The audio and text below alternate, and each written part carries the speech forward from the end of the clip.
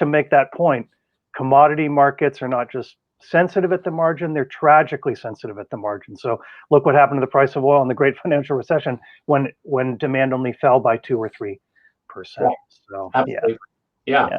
And before we get on to the energy transition question, because I want to try to connect these dots, one of the things we were discussing in a pre-call is perhaps a lot of people don't realize that in the last few years, the US has managed to shed its dependence on other parts of the world for providing oil. It's become a great oil producer and doesn't need to go to war for oil anymore. That is, I wouldn't put it in those terms, Azeem.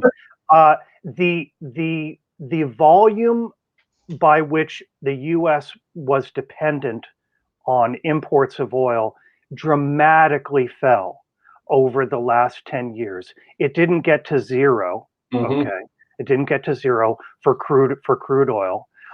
There's some tricky accounting because in that period of time when the U.S. was becoming a mighty #1 oil producer in the world, when it was growing from 5 million barrels of production a day to 12 and a half, almost 13 million barrels a day, we also invested heavily in our petrochemical complex. So we are an enormous exporter of finished petroleum products, and that's really changed the trade balance and so forth. In fact, for some of your listeners who are interested in the macroeconomic level accounting, although the United States economy is too big for us to suffer some sort of oil export effect in terms of our dollar, the shifting balances in our oil trade really has shifted our overall energy picture. So yes, this is we talk about the oil curse, right? So it seems like it can be a curse if you don't have oil. It can be a curse if you have too much oil.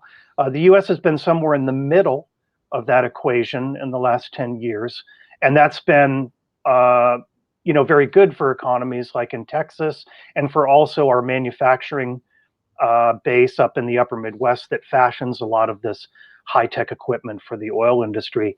It's tragic, but that a lot of that growth is probably not just over for now, but over for good. Right. So let's think about over for good. So you've hopefully set the scene for us to help us understand this market that you know so well. One of the major themes that is going around as we discuss COVID, it's one I've used myself, is that COVID is an accelerant of existing trends. Remote work and new localism and all these lovely kind of kumbaya moments. How do you, as you have been investigating this transition away from oil, when you look at the pandemic, what is your rough reading? Does this accelerate the trends that you saw before, or does this in some way slow them down? So I am a skeptic of making a lot of pronouncements about human behavior will change as a result of a crisis. Having lived through a couple of crises, I've noticed that my own brain just creatively and spontaneously produces a lot of intriguing and wonderful ideas about how life will change. I've come to conclude that that's probably a little bit of self-soothing talk. But you've asked the right question. Does the pandemic and the shock and all the residual effects, which will certainly go on for at least 24 to 36 months, if not longer, does that accelerate or does it blunt trends already in place? I'm going to come out basically on the side that it weakly accelerates. In other words, mildly accelerates the energy transition that's already underway. And I'll just give you a couple of top level reasons why that's the case. The first big one is interest rates. New infrastructure, and energy transition is an infrastructure program, basically. It's an infrastructure rollout. If you have very low interest rates, it does begin to change the equation on the return on investment for new construction. It probably brought forward the peak of global oil demand. And I do want to get into this a little bit because it's very important to understand that we were already headed towards a peak of global oil demand, okay? Very important to understand. For example, British Petroleum, in its most recent outlook, forecasted a small quantity of global oil demand growth that would occur between the year 2020 and 2040, but 85% of that growth that BP forecast would already be over by 2025. So even for BP was already looking at a scant, just trace amount of oil demand growth in the 15 years after 2025. And so the pandemic probably brings the peak forward, but there's something very important that we must understand about peaks and how our minds react to the concept of peaks. When you start talking about peaks, it makes the human typical pathways of human thinking, you've got the peak, now you've got the decline. It's important to remember you can have a peak, and then you can have just an undulating plateau that goes on for a longer period of time. We've seen that in coal. Global coal peaked in 2013. And when it peaked, it wrecked the industry because extractive industries are heavily reliant on some moderate amount of annual growth. Remember, these are capital intensive industries. They've financed all their equipment. They've got tons of employees, travel expenses, daily expenses, okay? They've got to have some moderate amount of growth. That's why you've seen the share prices of oil and gas companies have so much trouble even before the pandemic. The growth was beginning to disappear. So I think it's probably the case, Azeem, that 2019 at 100 million barrels a day, to be specific, 100.775 million barrels a day. That's probably the peak. But I think that the risk is that it's going to feel like a hollow peak from a climate perspective. It's going to feel like a brass ring. You've got the brass ring, you've put in the peak, but where's the decline? This is what people have been wondering in coal for 7 years. If coal dips, it rises, it dips, it rises. And so my work right now is focused on the tremendous uncertainty over the next 2 to 3 years. Can we head off an oil demand resurrection? Will technology and affordability come in and help us do that? Will policy come in and help us do that or not? So I've got a lot of it. I'll just end this little segment with sort of a cautionary warning. So the caution, one caution. Yeah. Los Angeles is a deeply democratic, progressive city in a deeply democratic, progressive state. It also happens to be, for the United States, the capital of post-war automobile culture. Los Angeles is having a hard time politically putting in the types of road charges and congestion charges that you all have in London. If the most deeply democratic, automobile-oriented city in the United States can't muster the will to put in those types of policies, then on a global basis, we're looking at a much stronger possibility for an oil demand resurrection, which the climate community absolutely wants to head off as effectively as possible. I mean, you discuss the plateau, so the idea that we peak and then we don't drop all the way down to zero. I guess let me put the sort of bullish, optimistic version, and for you to reflect again. So I guess the bullish version is that when we look at electricity generation now, renewables are really impressive. 1.5 cents per kilowatt hour was a recent Abu Dhabi contract at sort of utility scale solar that was announced a couple of months ago. Iberdrola has had a great set of financial results recently with the renewables piece. If you think about cars, virtually every car company has got a good bit of the car company which is the bit that's doing electric vehicles, that has all the automation and has all of the innovation, and a bad bit, which is the bit that's kind of got the crappy business model and the internal combustion engine. And you're starting to see consumers be able to vote not just with their emotions and their sort of ethics about this, but actually with their wallets, and say these are better, cheaper products than the ones that I had before. Doesn't that start to form an unstoppable force that pushes past the risks of this plateau?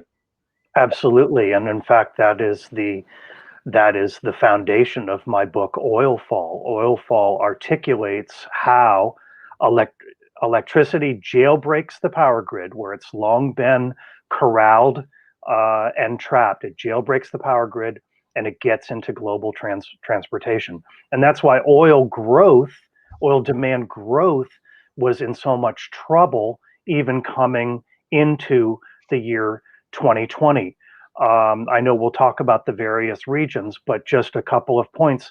I mean, electric vehicles are already at 8% of market share in California. They're at 5 to 6% market share in China. They're at similar levels now coming into various parts of Europe. We can definitively say that in Europe, in China, and in California, sales growth of the internal combustion engine vehicle has peaked. And so those were all reasons why we were coming into the zone of no demand growth for oil, which is devastating, as I've said, for the companies. Where things get trickier is as the global economy rebounds. Unfortunately, rebounds tend to rebound to the existing built environment or the existing fleet. And the existing internal combustion engine fleet out there is quite significant. So that's why we have to be both cautious and uncertain about what happens next. And a lot depends on the pathway of the macroeconomic recovery. If you tell me that it's going to take us 5 years before the global economy gets back to the GDP that we had in Q4 2019, then I'm going to tell you definitively, 1, the oil peak is in. 2, we're going to start seeing oil demand declines after the third. We're never going to, or let me put it this way, we're never going to see oil demand recover to where it was. And we may actually see a lower plateau that begins to convert into declines. If you tell me we're going to have a V shape and we're going to be back to 2019 GDP within 18 months or 24 months, which I don't think is going to happen actually, then I'm going to be very cautious about, I'm going to say California gasoline demand is going to roar back to levels where it was before and shock you, even as electric vehicles dominate growth share in the California vehicle market. So that neither of us are macroeconomic economists who are willing to make the wrong forecast. I'm willing. I'm willing to be wrong. I'm willing to make a forecast as well. I mean, I'm siding with 5 years rather than 2 on that front. But it also strikes me that in the detail, we're seeing a very uneven rate of electrification, and I think we touched on that. It may be uncomfortable for people in the West to pick up on this, because we like to talk about China's coal-fired power stations a lot, but China is racing ahead in electrification and therefore in having a perhaps not a plateau but a genuine decline in its oil demand. Oh, absolutely. I mean, I have a whole spreadsheet which shows that even though China is starting to sell an enormous volume of electric vehicles each year, about 1.2 million electric vehicles each year, and it's very clear how that's hurt internal combustion engine vehicles. I can show you that China, in fact, is creating so much new electricity from wind and solar alone. So in other words, you take a calendar year, they put 1.2 million electric vehicles on the road.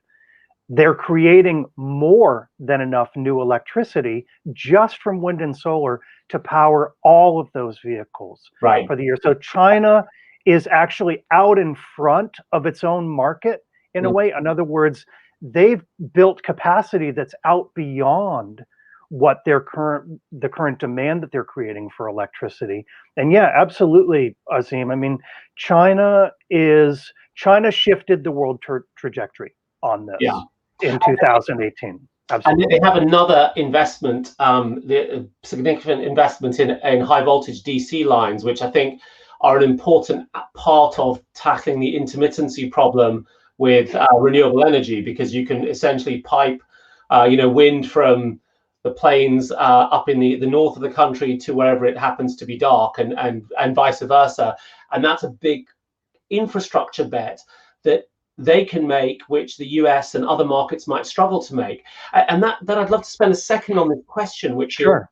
is a large part of the oil industry, and this is a point that Václav Smil has made to me a couple of times, is about a multi-trillion-dollar investment over 100 years in deep infrastructure that can't really be used for much else. And so to what extent is getting the infrastructure piece beyond the utility solar or large-scale wind an important part of getting this right? And what are the steps you need to take to do it? Good question.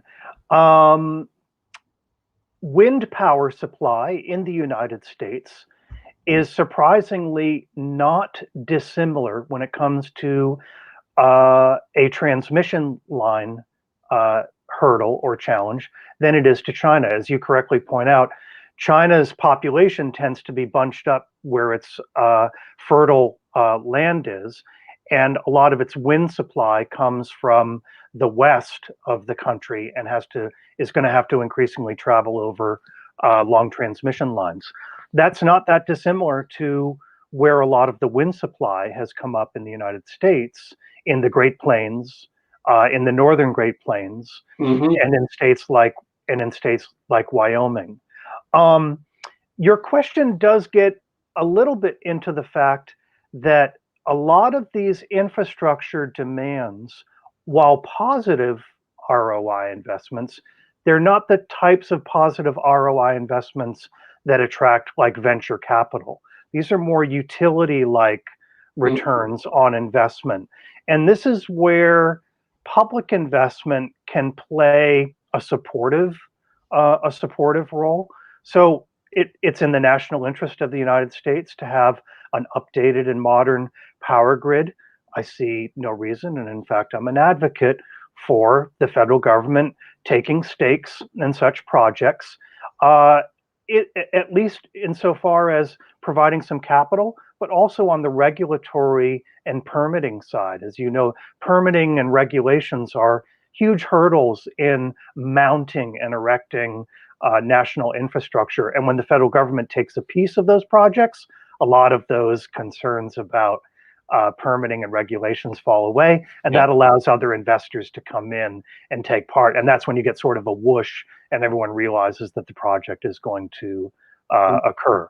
But in advance of that, Azeem, what is happening is that utility companies in the United States, not as a result of policy, but now purely as a result of price and profit motive, are increasingly going towards wind and solar. They're running sophisticated Monte Carlo analysis programs on their current generation assets, and the software is all spitting out the same answer. Shut your coal, don't build natural gas, do build wind and solar, which are now so cheap you can actually afford to build battery storage.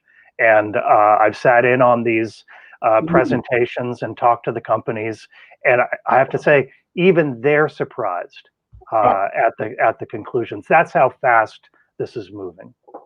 Fantastic. I have many more questions, but let's turn over to some of the great questions coming from the audience.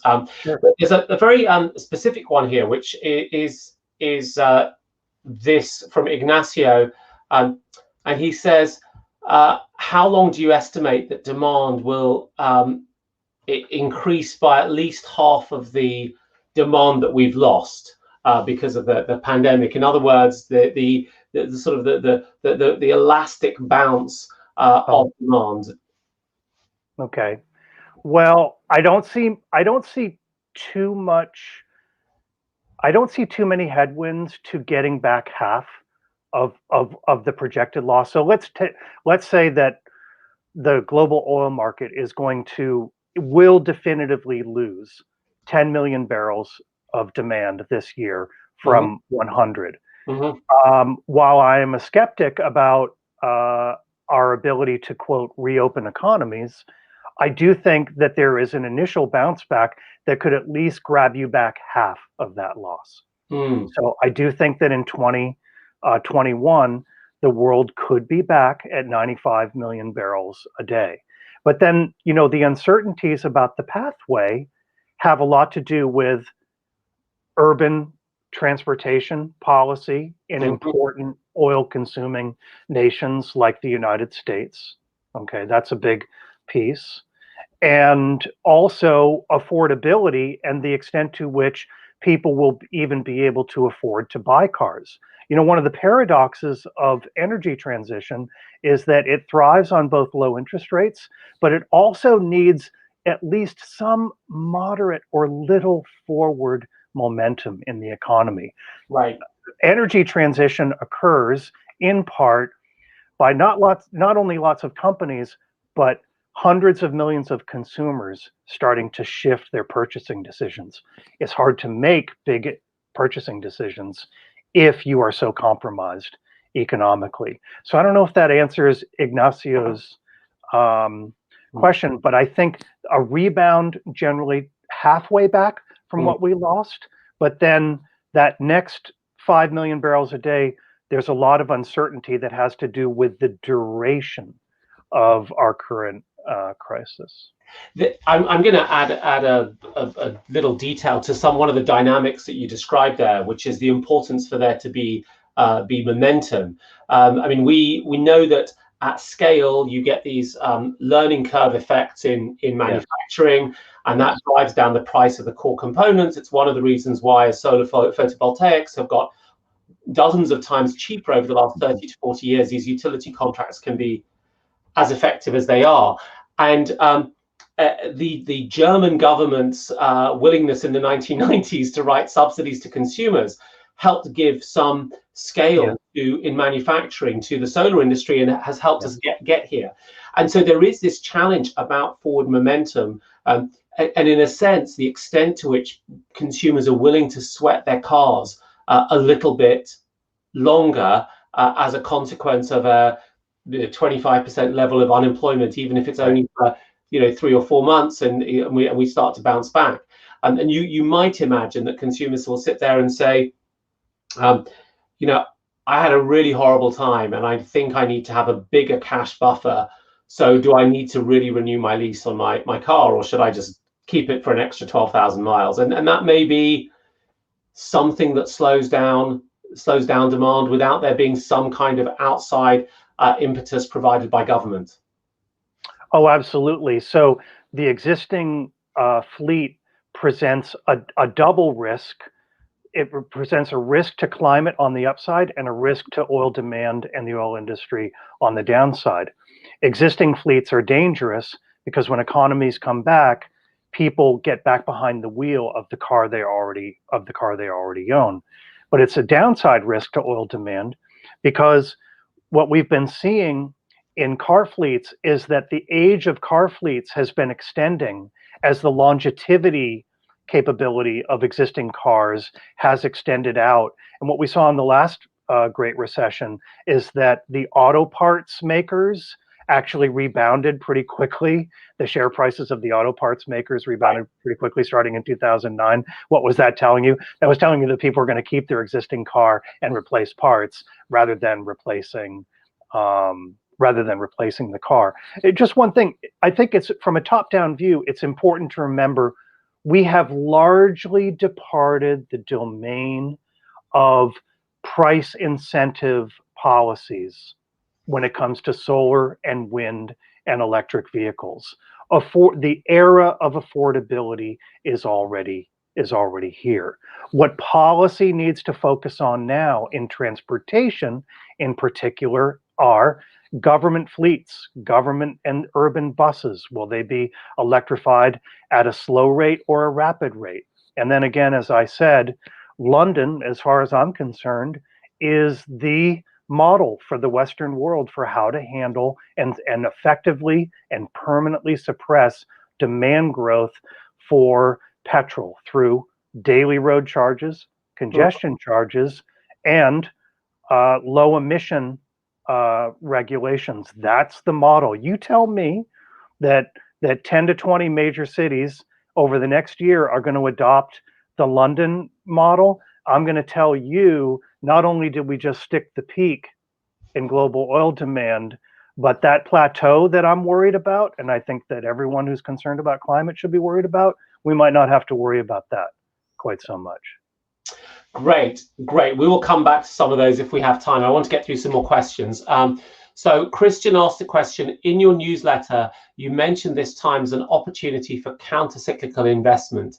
Can you talk more about your perspective on future infrastructure policy that will transition us?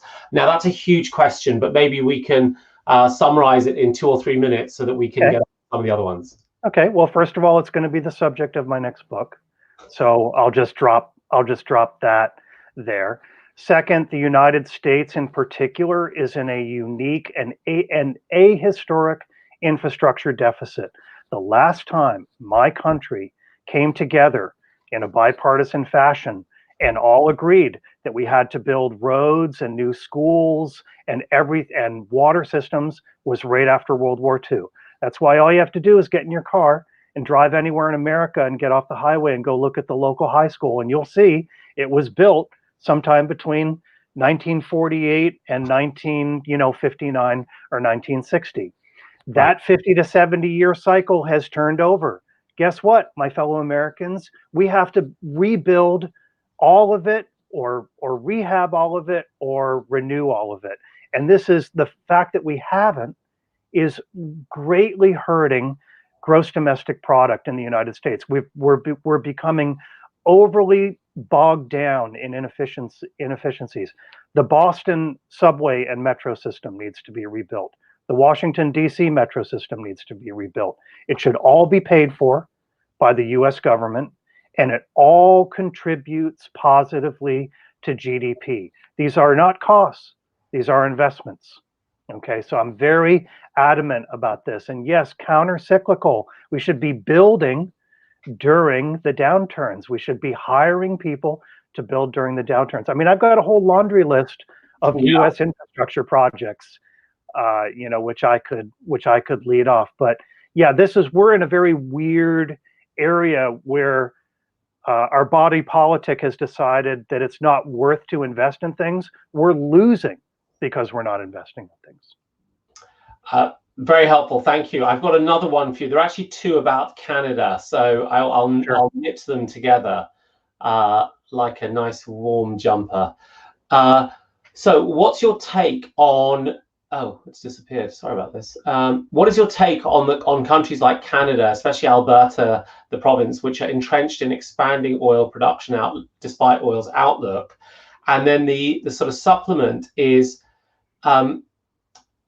Alan James asks, he's read about a green pivot with Canadian oil well drillers turning to the geothermal market in an effort to put their rigs back to work. And is that a significant trend, and can it happen elsewhere? Yeah, so Canada has an economy that's not dissimilar to Australia's economy. Both currencies have long been regarded as commodity currencies because both countries have been significant exporters of fossil fuels, coal mostly for Australia, and also copper, and Canada leading with oil, but other metallurgical coal and so forth. There really isn't much of a future for oil out of Alberta. Yes, there is steel in the ground that can produce oil at higher prices from the tar sands deposits. And there's lots of oil in Canada that is conventional, and there's lots of natural gas in Canada that's conventional. But Canada and Australia are going to have to really sit down and give a hard think to what their future economies look like. Because although global oil demand will have a long tail of dependency, we'll still be using oil, in 2070. We'll still be making chemicals out of it. We'll still be using it for some aspects of transportation. That's just not enough to build an economy around. It's a product that is going into permanent decline. So it's a challenging time for Alberta in particular. And what about this second question about the extent to which, and maybe this is a broader question, the extent to which the oil drillers, oil extractors have infrastructure, resources, capabilities that can be used in a post-oil world?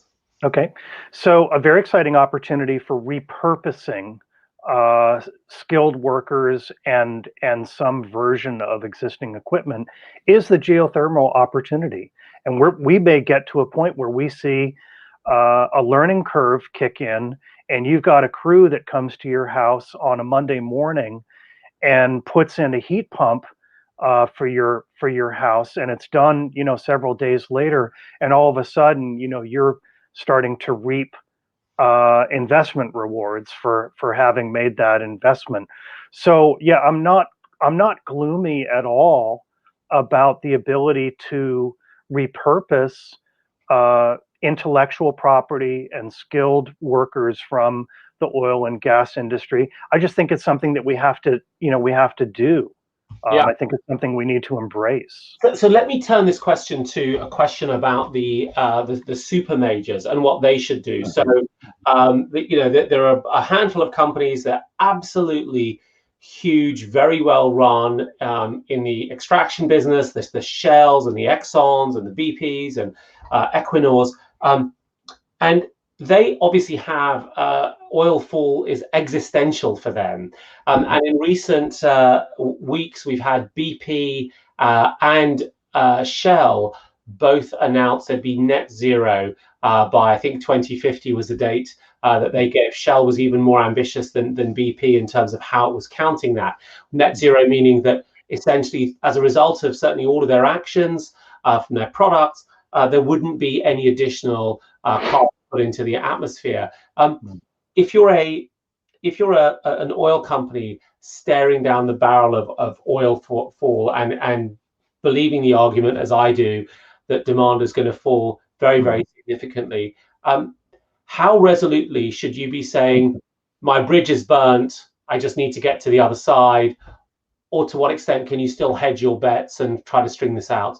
Okay, so the innovator's dilemma says that it's exceedingly difficult for an incumbent to have enough empathy to imagine, to get outside of itself, to imagine some other set of new products that it's never created before, how they could participate in that. For example, look at how challenging it has been for the global auto industry to try to maintain a legacy product line of internal combustion engine vehicles while adopting electric vehicles. In fact, you might even argue that VW, because it actually had the crisis, it had the emissions crisis, that may have allowed VW to bolt ahead of other more comfortable incumbents. And so it's very difficult to take the existing skill set and intellectual tradition of British Petroleum and get the company to think about how to transition towards new energy. I happen to think that's what they have to do. I think they have to create a new division that could possibly be antagonistic towards the existing division. And what they need to do with all of their cash flow is invest it in new energy and new energy infrastructure. Just stop the dividends. Shell cut its dividend this morning for the first time since World War II. They shouldn't, they reduced it. They shouldn't have reduced it. They should have eliminated it. Investors have already been shell shocked out of these companies anyway, and they should go on a major investment campaign with their cash flow. You know, Shell is more of a natural gas oriented company now than it transformed itself over a decade to natural gas. So so that's what I think they should do. But look, it's institutionally there's a memory muscle that's just very difficult to dislodge. Yeah.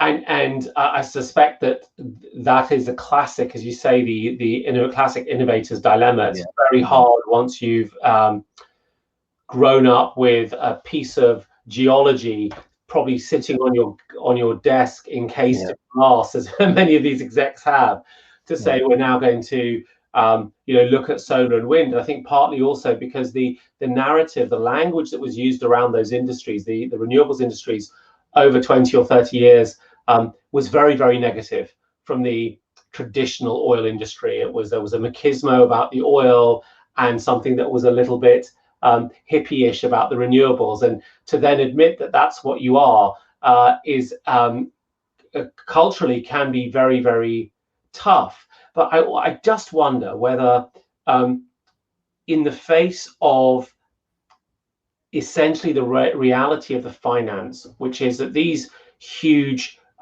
investments pay back over 30 to 40 years, and even in a market which is as awash with investment cash as ever, no one wants to back a deal that's clearly not going to pay off. So I just wonder whether the extent to which they even have a choice from the sort of financial perspective to continue on their current trajectory.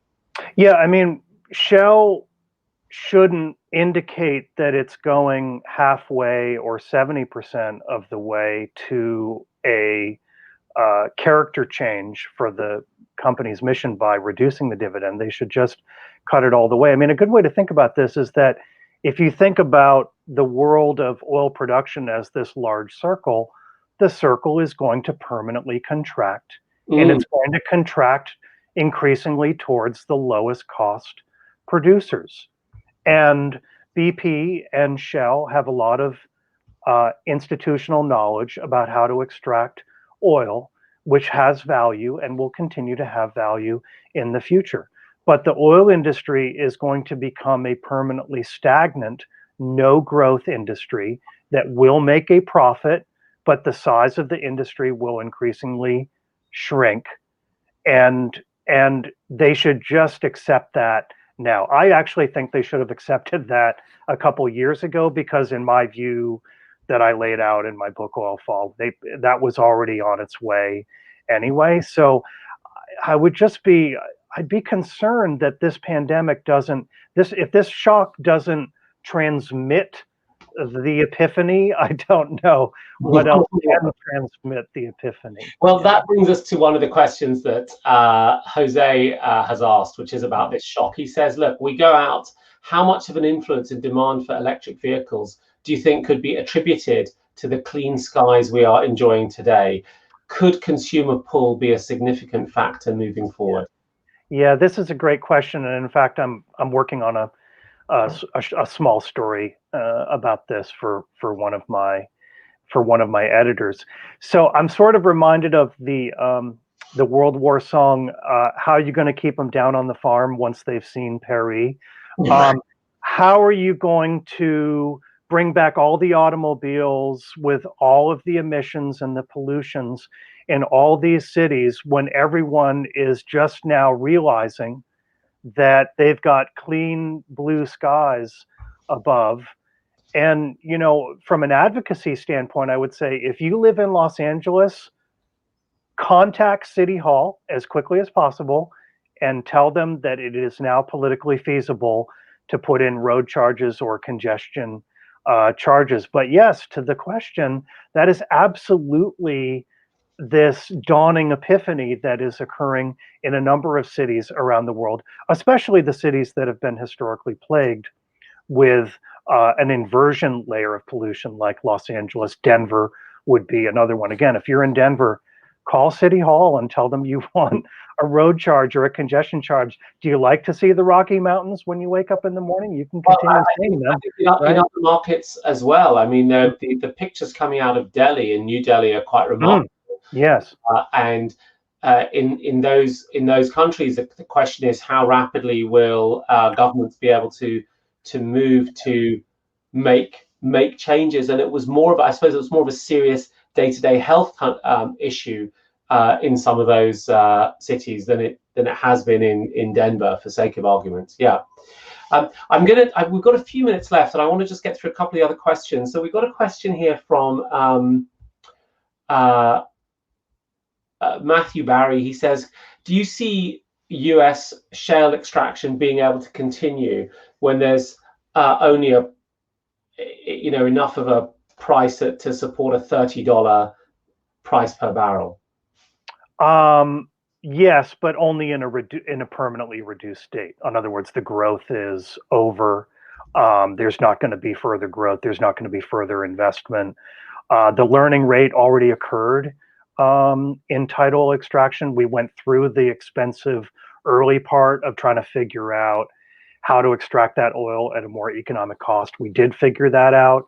It's now coming out at a much lower cost than many people predicted. But a world of $30 to $40 oil is absolutely not enough to create new barrels. You're talking about the strongest will survive and the rest will disappear. And US, shale oil demand growth, that whole thing was a story for a decade. The story is over. The story's done. Yeah. And actually that begs a question. We're likely to see a lot of bankruptcies in this area in the US and in the oil services sector that supports it.